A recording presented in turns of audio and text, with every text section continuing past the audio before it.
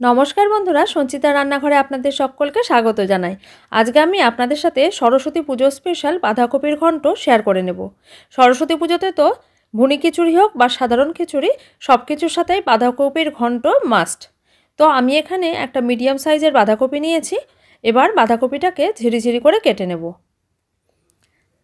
বটি দিয়ে কিন্তু বাঁধাকপি ভালো কাটা যায়, তবে হাত কেটে যাওয়ার চান্স থাকার জন্য আমি এখন এই ছুরি দিয়ে কাটাতেই অভ্যস্ত হয়ে গেছি।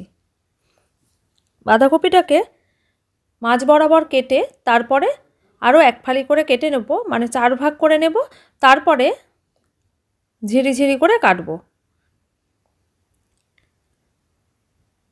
এইভাবে করে যদি এরকম সাইজের একটা ছুরি দিয়ে বাঁধাকপি কাটা যায় তাহলে কিন্তু একদম ঝিরিঝিরি করে বাঁধাকপি কাটা সম্ভব। তবে এর থেকে বেশি কুচি কুচি আর করব না, কারণ বাঁধাকপি রান্না হতে তো সময় বেশি লাগে। এর থেকে যদি বেশি কুচি করে কাটা যায় বা গ্রেটার দিয়ে কাটা যায় তাহলে কিন্তু বাঁধাকপিগুলো একদম গলে ঘাঁটি হয়ে যাবে। এই সাইজের করে কাটবো। এবার একটা জল ঝরানো থালায় নিয়ে ভালো করে ধুয়ে নিয়েছি এবং নিচে একটা প্লেট রেখে দিয়েছি যাতে জলটা ঝরে যায়। আলু আর টমেটোকেও কেটে নিয়েছি, আর মিক্সার গ্রাইন্ডার জারের মধ্যে আদা, কাঁচা লঙ্কা, জিরে আর দারচিনি, লবঙ্গ, এলাচ অল্প পরিমাণ জল দিয়ে মিহি পেস্ট তৈরি করে রাখব। সব কিছু আগে থেকে রেডি করে রান্না চাপালে রান্না হতে কিন্তু সময়টাও কম লাগে, গ্যাসও বাঁচে। আলুগুলোকে আমি বেশ বড় বড় টুকরো করে কেটেছি। সর্ষের তেল গরম করে তারপরে আলুগুলোকে ভেজে তুলে নিলাম। আলুগুলো হালকা সোনালি রং করে কিন্তু ভাজতে হবে। এবার ওই তেলের মধ্যে ফোড়ন দিয়ে দিচ্ছি তেজপাতা, শুকনো লঙ্কা, আর দিয়ে দেবো দারচিনি, লবঙ্গ, এলাচ অল্প পরিমাণেই দিয়েছি, তবে হাত দিয়ে একটু ফাটিয়ে নিয়ে দিয়েছি। এইভাবে করে রান্না করলে একদম ভোগের বাঁধাকপির ঘন্টের মতোই কিন্তু খেতে হবে। এবার এই তেলের মধ্যে দিয়ে দিলাম টুকরো করে কেটে নেওয়া টমেটো। আমি এই মাঝারি সাইজের একটা বাঁধাকপির জন্য 2টো টমেটো এখানে ব্যবহার করেছি। টমেটোগুলো পুরোপুরি ভেঙে দেব না, কারণ পরে এটা গলেই যাবে। এর মধ্যেই টমেটোর কাঁচা গন্ধ চলে যাওয়ার পরেই দিয়ে দেব আদা, কাঁচা লঙ্কা, জিরে, গোটা গরম মশলার যে মিহি পেস্ট তৈরি করে রেখেছিলাম সেটা। মিক্সার গ্রাইন্ডারের বাটিটা ধুয়ে জলও দিয়ে দিলাম যাতে আদাগুলো গরম তেলের মধ্যে দিলে জ্বলে না যায়। এর মধ্যে লবণও দিয়ে দিলাম অল্প পরিমাণে। একটু ঢাকা দিয়ে রাখবো যাতে মশলাটা খুব ভালো করে কষানো হয়, তবে অবশ্যই গ্যাসের ফ্লেমটা মিডিয়ামে রাখতে হবে আর মাঝে মাঝে ঢাকা খুলে ঘেঁটে দিতে হবে। মশলা থেকে যতক্ষণ না তেলটা বেরিয়ে আসছে ততক্ষণ পর্যন্ত কিন্তু মশলাটা খুব ভালো করে কষাতে হবে। এই মশলা কষানোর ওপরই রান্নার টেস্টটা নির্ভর করে। নিচে যেন ধরে না যায় সেই জন্য কিন্তু একভাবে খুন্তি দিয়ে নাড়াচাড়া করে যাচ্ছি। এইভাবে নাড়াচাড়া করতে থাকবো। আর যদি মনে হয় মশলা কষানো আরও একটু বাকি আছে অথচ তেল কমে যাচ্ছে, আমি কিন্তু আর তেল দেব না, অল্প পরিমাণে গরম জল দিয়ে দেব, তারপর আবার একটু কষাবো। তো আমার মশলা থেকে তেলটা পুরো আলাদা হয়ে গেছিলো, মানে মশলাটা ভালো মতো কষানো হয়ে গেছিলো। এবার এখানে অর্ধেকটা পরিমাণ বাঁধাকপি দিয়ে ভালো করে মশলার সাথে মিশিয়ে দিলাম। এবার এর মধ্যে দিয়ে দিচ্ছি লবণ। পুরো বাঁধাকপি কিন্তু একবারে না দেওয়াই ভালো। লবণটা দিয়ে মিশিয়ে দিলাম। এতে করে এই যতটা পরিমাণ বাঁধাকপি কড়াই এখন রয়েছে ততটুকু থেকে জলটা রিলিজ করবে। এর উপরে দিয়ে দিলাম আলু। আলুগুলো দেওয়ার পরে আরও বাকি বাঁধাকপিগুলো ওপরে সাজিয়ে দিলাম।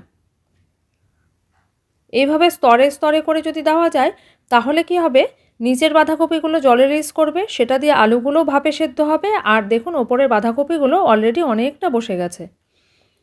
এইবার ওপর নিচ করে নিতে হবে, মানে বাঁধাকপিগুলো এইবার কিন্তু আর ওইভাবে নিচেরটা নিচে ওপরেরটা ওপরে রাখলে হবে না, খুন্তি দিয়ে একদম ওপর নিচ করে ওলট পালট করে দিতে হবে। ঢাকা দিয়ে রাখবো মিনিট 10 মতো। তাতে দেখব যে এর মধ্যে থেকে অনেক জল রিলিজ করেছে।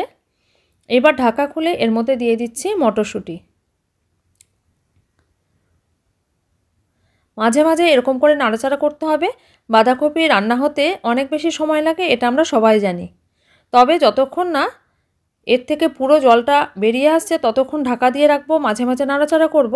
তারপরে যখন মনে হবে যে না আর এক্সট্রা জল বেরোনোর কিছু নেই, তখন কিন্তু ঢাকা খুলেই এটাকে আমি কন্টিনিউ নাড়াচাড়া করতে থাকব।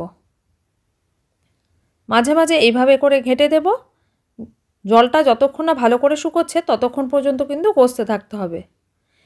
এবার একটা বিশেষ মশলা আমি এখানে ব্যবহার করব, সেটা হচ্ছে কড়াই গরম করে নিয়েছি দারচিনি, লবঙ্গ, এলাচ, 2টো বড় এলাচ, আর নিয়েছি তেজপাতা, শুকনো লঙ্কা, জিরে, ধনে, মৌরি প্রত্যেকটাই কিন্তু সমপরিমাণে নিয়েছি, মানে 1 চামচ করে নিয়েছি। তবে এতটা মশলা আমাদের আজকের এই রান্নায় লাগবে না, এটা আমি রেখে দেবো, 7 দিন ভালো থাকবে। গ্যাসের ফ্লেমটা প্রথমে 3 মিনিট হাই ফ্লেমে রেখে তারপরে গ্যাসের ফ্লেম বন্ধ করে ক্রমাগত খুন্তি নাড়াচাড়া করতে থাকতে হবে। যখন মশলা থেকে একটা সুন্দর গন্ধ বেরিয়ে আসবে আর মশলার কালার চেঞ্জ হয়ে যাবে তখন গ্যাসের ফ্লেমটা বন্ধ করে দেবো আর ঠান্ডা করে গুঁড়ো করে আমি একটা কাঁচের শিশিতে রেখে দেবো।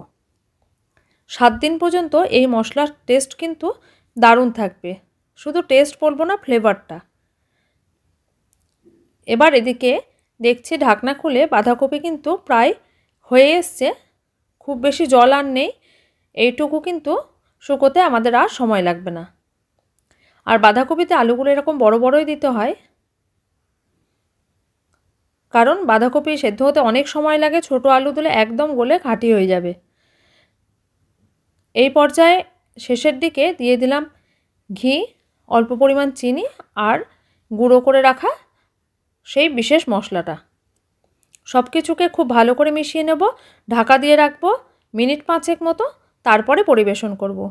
সরস্বতী পুজোর এই রেসিপিটা আপনাদের কেমন লাগলো জানাবেন, আর আমার ভিডিওটা যদি ভালো লেগে থাকে তাহলে একটা লাইক অবশ্যই করবেন আর কমেন্ট করে জানাবেন।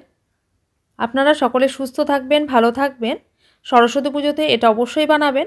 শুধু সরস্বতী পুজো কেন, এখন এই শীতের সময় বাঁধাকপি তো বাজারে অ্যাভেলেবেল, আর কপি ছাড়া আমাদের কিছুই আর সেরকম খাওয়ার নেই, সেই জন্য এই রেসিপিটা আজ শেয়ার করলাম। সকলে সুস্থ থাকবেন, ভালো থাকবেন, ধন্যবাদ।